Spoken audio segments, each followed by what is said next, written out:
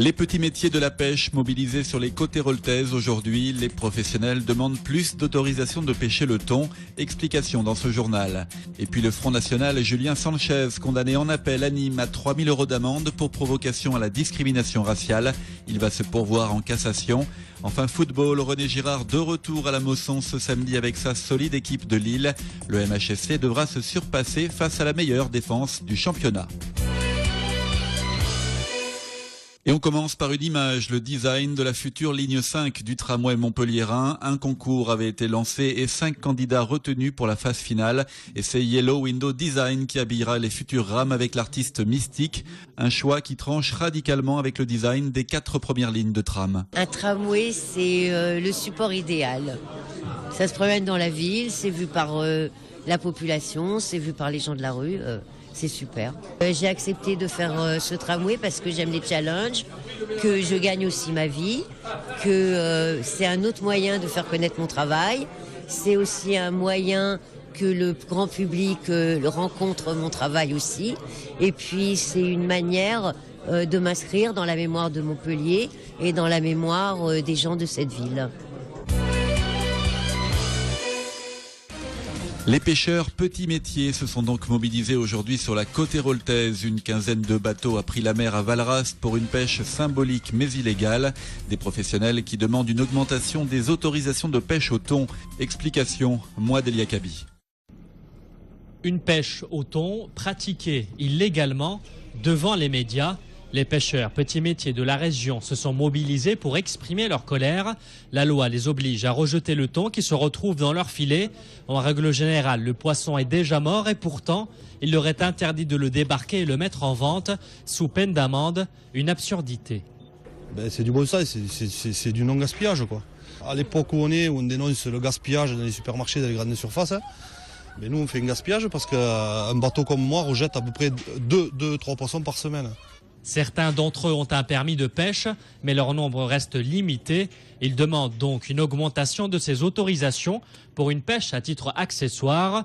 Pour eux, ce complément de revenus serait le bienvenu pendant les périodes où leur poisson cible se fait rare, comme lors des périodes estivales.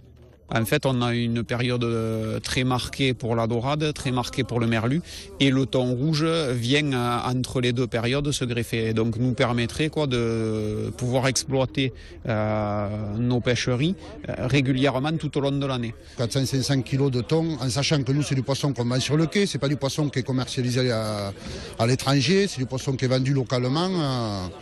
Nous, ça nous payerait les charges qui sont de 10-12 000 € par an, quoi. Ça nous sortirait vraiment la tête hors de l'eau. Et comme on ne fait pas d'omelette sans casser des œufs, le contrevenant de ce matin risque jusqu'à 22 500 € d'amende, la pêche illégale de thon étant un délit. 3 000 € d'amende, c'est la peine prononcée en appel ce matin contre le Front National Julien Sanchez pour provocation à la discrimination raciale. Le conseiller régional est condamné en tant que directeur de la publication de sa page Facebook où des commentaires à connotation raciste avaient été publiés en octobre 2011 à l'encontre de la compagne du député européen UMP Franck Proust. Mais l'élu frontiste ne veut pas en rester là. Je suis très fier d'avoir été condamné aujourd'hui. Ça pouvait pas être. C'est un très beau cadeau. C'est le meilleur cadeau qu'on puisse me faire.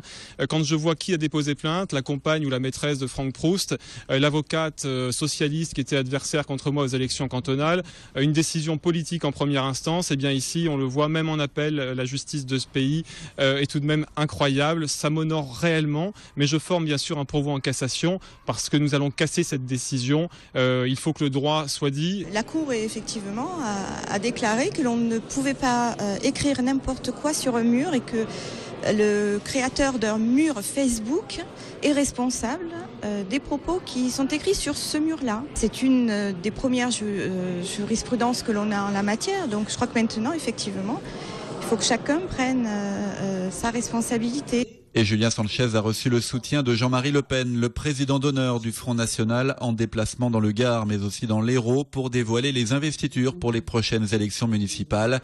À Montpellier, il a inauguré ce matin le QG de campagne de la candidate FN, France Jamais. Après Daniel Cohn-Bendit au mois d'août, c'est José Bové qui a répondu à l'invitation des riverains de la décharge de Castries hier en fin de journée. Le député européen écologiste est venu écouter les doléances des associations mobilisées autour du site. Pour José Bové, c'est la filière globale de gestion des déchets de l'agglo de Montpellier qui pose problème. Dans l'incapacité de l'agglomération de gérer ces déchets, de faire le tri sélectif, on a un outil qui est théoriquement de méthanisation qui devait utiliser tous les fermentescibles, en fait, qui ne fonctionne pas. Et donc, on se retrouve en cascade derrière, à enfouir tout ce qu'on peut et tout ce qui reste, derrière la majorité, dans ce site. Et donc, ce qui devait être une décharge ultime avec aucun problème de risque de pollution, aucun problème de gaz, etc., on se retrouve en fait avec une espèce de bombe à retardement par une défaillance en cascade. Et José Bové propose aux associations de riverains de saisir la commission des pétitions du Parlement européen. 50e sur 50 villes françaises, c'est le triste classement de Nîmes en matière de sécurité selon le magazine L'Express. Un palmarès dont se seraient bien passés les élus qui ont hier en préfecture réagi et dénoncé un classement qu'ils jugent ridicule. Les détails avec Olivier Michel.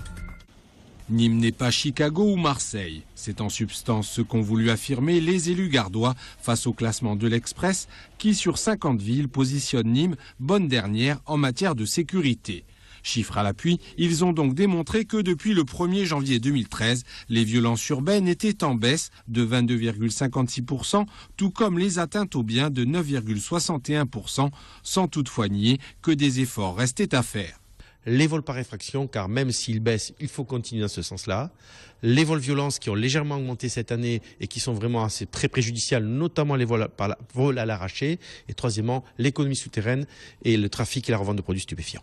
Autre cheval de bataille, la lutte contre le sentiment d'insécurité. Et là encore, les médias sont montrés du doigt. Vos confrères des médias nationaux télévisés contribuent beaucoup à ce sentiment.